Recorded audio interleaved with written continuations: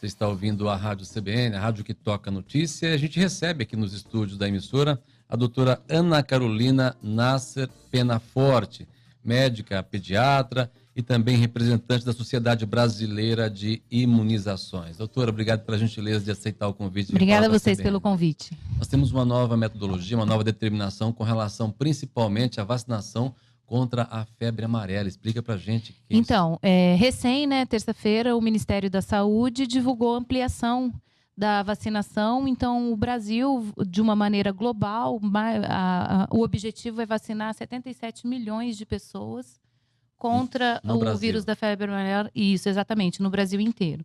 Então, como que fazia anteriormente? Então, a gente tinha o Brasil ele era delimitado região de vacinados e não vacinados. Tá. Com o aumento da doença, então, a gente tem aí do período de julho do ano passado até agora, um aumento de quase que 50% dos casos de febre amarela. Então, o objetivo é, vamos dizer assim, bloquear a doença no país. Gerou um alerta, então, no governo, e o governo decidiu rever. Exatamente. Então, os dados fazem com que a população também alerte e, lógico, o governo, brilhantemente, o Ministério da Saúde, com essa nova metodologia, vacinando a população de uma maneira global. Lógico que a quantidade de vacina para isso é um pouco, vamos dizer assim, a produção tem que ser um pouco em larga escala. Então, por isso que vai ser feito escalonadamente. Então, aos poucos os estados vão sendo vacinados. O que o governo estava fazendo, até por conta do volume de poucas vacinas, era dando só não era na sua totalidade. Não era na sua totalidade. Tinha que dar outras.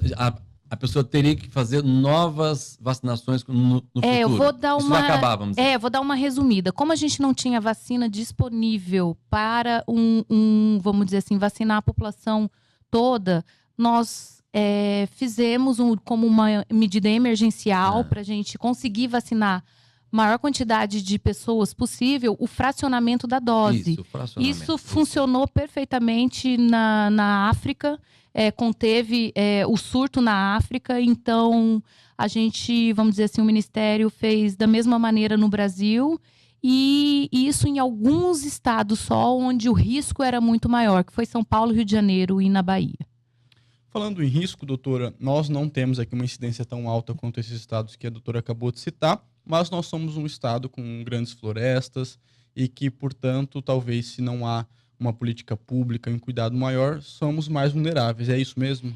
Então, Campo Grande Mato Grosso do Sul, né? Nós somos áreas de vacinados. Então, lá no calendário de vacinação da criança, com 9 meses, toda a população era vacinada.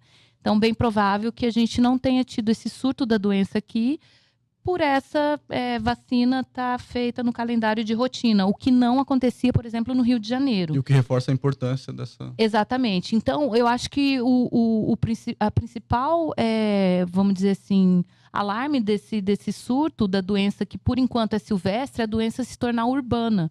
Então, a Aedes aegypti ainda não está no circuito, mas a gente não tem como controlar esse vetor. Tem, mas é muito difícil. Então, a gente tem que estar alerta à doença da forma urbana, que é a doença nas cidades. O Mato Grosso do Sul tem 9 notificações de febre amarela. Isso foi um boletim apontado pelo próprio Ministério da Saúde. Esse novo balanço foi divulgado ontem e 5 casos foram descartados e 4 estão sob investigação. O que em se tratando de febre amarela é terrível, né? Para nós é um pouco terrível, porque teoricamente a gente não tinha que ter nem notificação aqui no estado por conta, né? Assusta tudo, qualquer tipo de doença, ainda mais uma doença que teoricamente estaria controlada no nosso estado, é de deixar uma pulga atrás da orelha. Então eu acho que é isso, reforçar a importância da vacinação, de atualizar o calendário vacinal e é isso. Aqui é fracionado? Não, aqui não é fracionado. O fracionado foi só nos estados onde a doença continuou normal, a dose plena, que é 0,5, que a gente considera. Então é só São Paulo, Rio de Janeiro e Bahia. É uma notícia importante, né? Importantíssimo. Vamos dizer, nos estados onde a dose é fracionada, para quem precisa viajar e pegar o certificado de profilaxia e imunização, comprovando a viagem ou através de, enfim, passagem aérea, eles não fracionaram a vacina, porque a gente precisa desse certificado para poder viajar.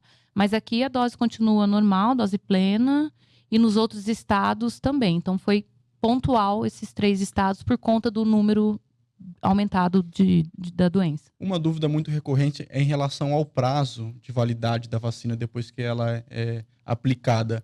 A fracionada tem um prazo menor, a maior, ou isso não existe? Como é que é essa Existe. questão? O fracionamento da vacina, os estudos comprovam que tem vamos dizer assim, alguns estudos comprovam durabilidade de 2 a 8 anos. Então, é um prazo extremamente, vamos dizer assim, razoável, até, vamos dizer, a gente conseguir número de vacina suficiente para toda a população. Então, poxa, com certeza daqui 2 anos ou 8 anos, o Ministério bem provável vai lançar nova norma térmica norma para essa população estar sendo vacinada novamente. Vem mais vezes, nos mantém informado, que esse assunto muito nos interessa ao ouvinte CBN, doutora. Pode deixar. Muito obrigada. Conversamos com a doutora Ana Carolina Nasser Penaforte. Ela é médica pediatra e representante aqui no Mato Grosso do Sul da Sociedade Brasileira de Imunizações.